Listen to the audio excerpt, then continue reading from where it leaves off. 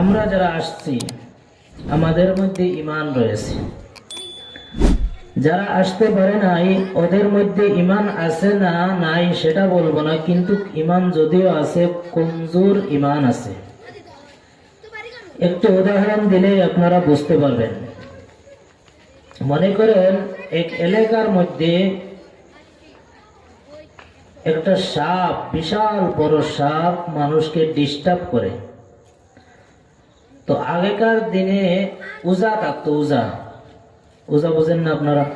সাপ ধরতো যে বিন বাজায়।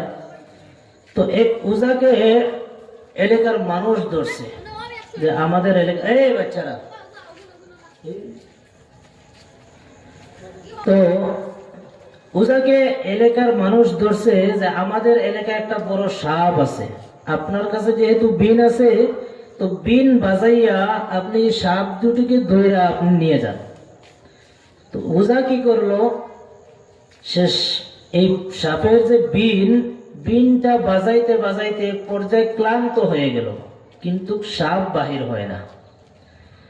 তো এলাকার মানুষকে বলল, এক কাজ করো, আমাকে একটা কুদাল দেও, আমি কুদাল দিয়ে জমিটাকে কাটবো, গর্তটাকে আমি খুলবো, তো দেখবো এখানে কি রকমের সাপ রয়েছে। তো কুদাল আনা হয়েছে, গর্তটা খোদন করা হয়েছে। তো পরে দেখা গেল এখানে একটা বিশাল বড় দুড়া সাপ আছে। দুড়া সাপ চিনেন তো সবাই? আচ্ছা বলেন তো, দুড়া সাপের কি বিষ আছে? যেই সাপের বিষ নাই সেই সাপের সামনে যেমন বিন বাজাইলে সে বাহির হয় না, তেমন যেই মানুষের ইমানের কমজোরি আছে তাকে হাজারবার ডাকলেও সে ইমানের নাই থাকার কারণে তারাও মাজলিসে আসতে পারে না।